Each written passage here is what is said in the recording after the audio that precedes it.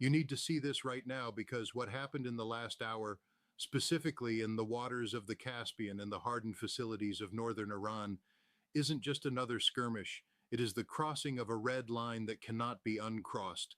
The elites in Washington are terrified that you'll find out just how close we are to the end because they have finally provoked the one power they cannot defeat in a theater of its own choosing. In my time as a Marine Corps intelligence officer, I learned to look past the propaganda and focus on the data. I've analyzed theater-level conflicts for decades, and the data I am seeing from my sources on the ground and my contacts within the international intelligence community indicates a total systemic collapse of Western restraint. As I speak, the Caspian Sea is literally burning. I want you to imagine the sensory reality of this. The sky over the northern Iranian coast isn't blue, it's a bruised, toxic orange. There is a thick, black pall of smoke rising from oil terminals and joint Russian-Iranian naval assets. I want you to imagine the sound, not the sharp crack of a firework, but a low-frequency, earth-shaking rumble that vibrates in your marrow.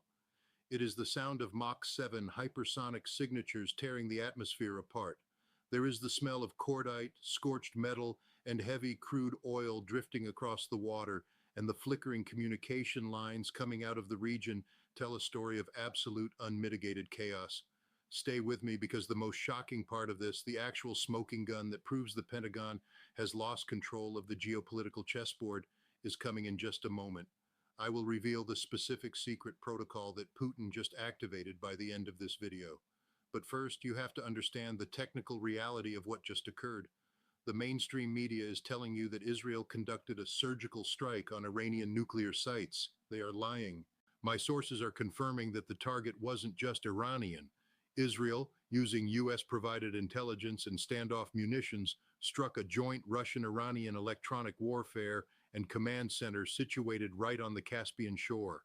They struck Russia inside Iran. They hit Russian personnel. They hit Russian technology. And in doing so, they have invited a response that will reshape the world as you know it. Think about the math of this engagement. We are seeing Wave 55 of a new, expanded Operation True Promise. The Israelis utilized F-35 Adir jets and long-range Popeye turbo missiles, but they ran headfirst into a wall of Russian-made S-400 and S-500 batteries that the Pentagon claimed weren't operational in the theater. They were wrong. The data shows that the impenetrable Western stealth technology was tracked the moment it cleared the Mediterranean. But the catastrophe didn't stop at the interception. The Russian Caspian flotilla, a naval force that most Westerners don't even know exists, has been engaged. We are seeing streaks of light across the water, Caliber cruise missiles, and Onyx anti-ship projectiles launched in a reflexive defensive posture. The Caspian is burning because the elites in DC thought they could hit Russia's partner with impunity. They forgot the primary rule of intelligence: never corner a bear in its own backyard. The air is thick with the smell of ozone from high-altitude electronic jamming. I'm seeing reports of massive dark zones across the region where every satellite and GPS signal has been neutralized by Russian Murmansk BN systems. This is theater-level blindness, but it doesn't stop there. As the tactical strikes land, we are seeing the beginning of a stress response loop that moves from the battlefield to your front door. It starts with a strike in the Caspian, but it moves toward a global economic collapse that will make the 2008 crash look like a golden age of prosperity. If you think this is just a desert war far away, you are gravely mistaken. The escalation ladder is being climbed at a blistering pace. We have moved from a tactical strike to a regional blockade of the most sensitive energy corridors on the planet. The petrodollar, the very foundation of American hegemony and the reason your dollar has any value at all, is tied to the stability of the energy markets that these missiles are currently incinerating. When the unthinkable happens and the Russians and Iranians decide to fully close the energy spigot in response to this strike, you aren't looking at $4 or $5 gas. You are looking at $15 gas.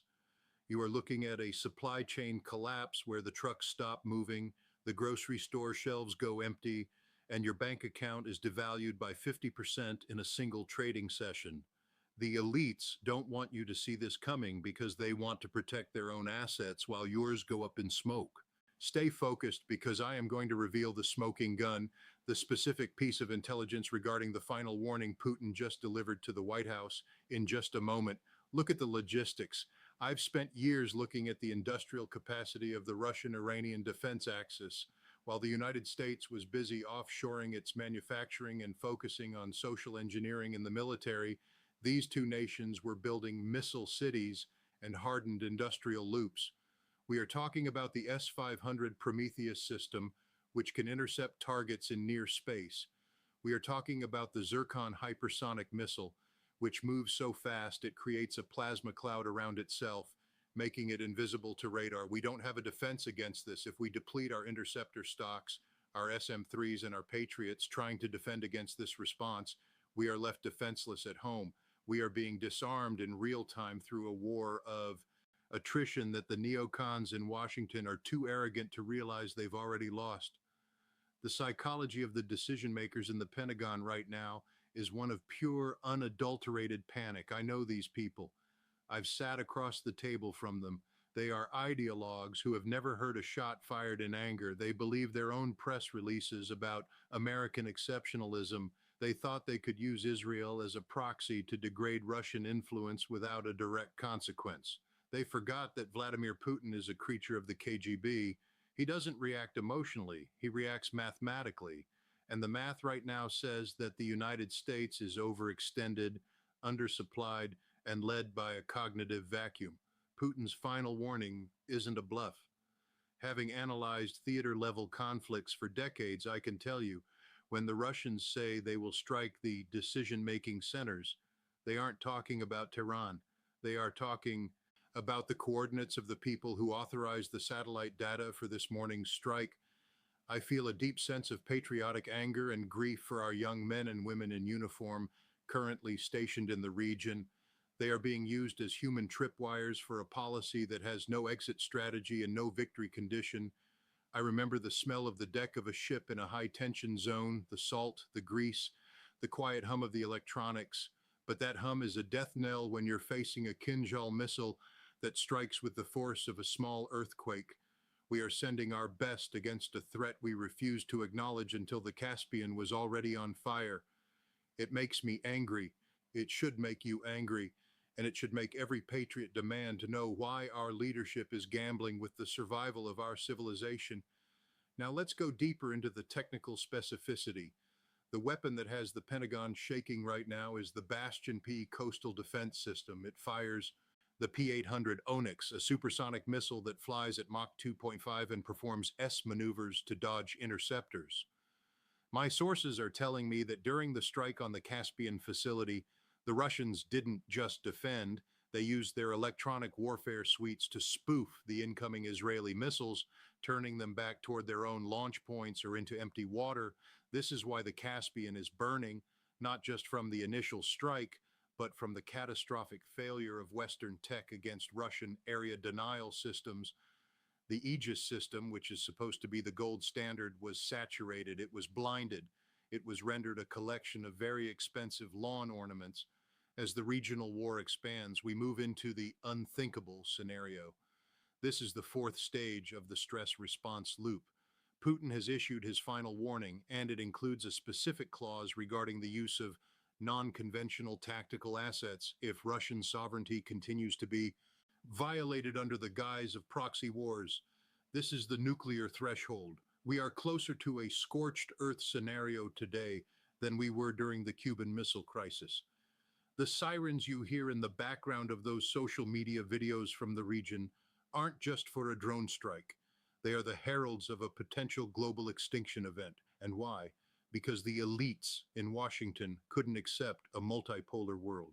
The economic consequences for the average American viewer's bank account cannot be overstated. If the Caspian and the Persian Gulf are closed, the dollar dies. It's that simple. We are an empire built on debt and the ability to print money because the world uses that money to buy energy. If the energy is no longer sold in dollars, or if the energy isn't available at all, the trillions of dollars held overseas come flooding back to our shores. That's called hyperinflation. That's when the price of bread hits $20. That's when your life savings Your 401k and your property value are liquidated by the cold reality of a failed foreign policy. You need to be preparing now. You need to be looking at hard assets. You need to be looking at the truth because the news is going to tell you that the markets are resilient until the very second they cease to exist. Stay with me because I am about to reveal the smoking gun, the intercepted cable from the Kremlin that was leaked to me just an hour ago. I've analyzed these conflicts for decades, and I've never seen a more dangerous disconnect between reality and policy. The history of the Caspian flotilla shows they have been practicing for this exact moment for 10 years. They've integrated their systems with the Iranian missile cities. They've created a ring of fire that encompasses every U.S. base in the Middle East. If Putin decides to pull the trigger on his final warning, there is no safe zone. Every Aegis cruiser, every Patriot battery, and every command center is within the crosshairs of a weapon system we cannot stop. The sensory drama of the next few hours will be intense. I want you to watch the sky. If you see the mainstream media suddenly switching to human interest stories or celebrity gossip, know that the situation has gone terminal. That is what they do when they can no longer spin the military data. They go silent, but I won't. I will tell you about the streaks of light that signify the end of the U.S. carrier strike groups. I will tell you about the smell of cordite that will eventually reach every corner of the globe if we don't stop this madness.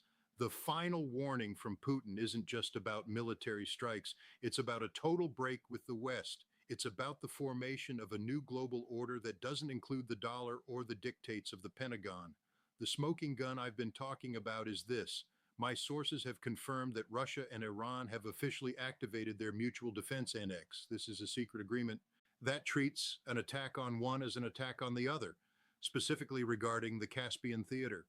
This means that by striking that facility, Israel and the U.S. have effectively declared war on the Russian Federation. Why hasn't the media told you this? Because they are part of the elite structure that needs you to remain calm while they exit their positions. They need you to be the bag holder for the petrodollar. They need you to send your sons and daughters to defend a liberal world order that is currently being dismantled by Mach 7 hypersonics. It makes me sick to my stomach to see the bravery of our troops being exploited by people who don't know the difference between a tactical map and a cocktail menu.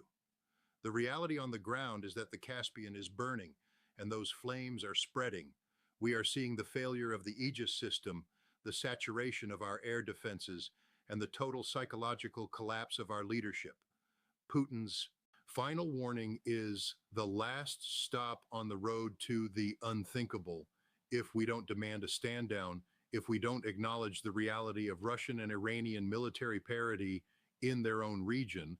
We are going to wake up to a world where the dollar is a memory and the orange sky is a permanent feature. In my time in military intelligence, I saw how we manipulated the truth to fit the mission. But this mission is a suicide mission. The data I am seeing shows that the Russian response is already in motion. The Kinjal launchers are being fueled. The Black Sea and Caspian fleets are in high readiness. The elites have nowhere to hide this failure. They can scrub the narrative, but they can't scrub the Mach 7 signatures from the radar. Stay with me in the coming days because this is just the beginning of the end. I will continue to bring you the technical specificity, the tactical deep dives, and the insider truth that the mainstream refuses to touch. I will tell you about the Operation True Promise, Wave 56. I will tell you about the zircon signatures. I will tell you the truth about your bank account because you deserve to know. You deserve to see the reality that the elites are trying to hide. The Caspian is burning. Russia has been struck. Putin has issued his final warning. The world has changed in the last hour, and the reality on the ground is that we are on the precipice of a total global realignment. The impenetrable shield is gone. The petrodollar is dying. And the only thing between us and the unthinkable is a leadership that currently doesn't exist in Washington. Watch the skies, watch the data, and for God's sake, watch your back. The truth is coming, and it's arriving at Mach 7. I am Scott Ritter, and I will be here looking at the maps, looking at the data, and telling you what the elites don't want you to know. Stay alert. The worst is yet to come, but at least you'll see it coming.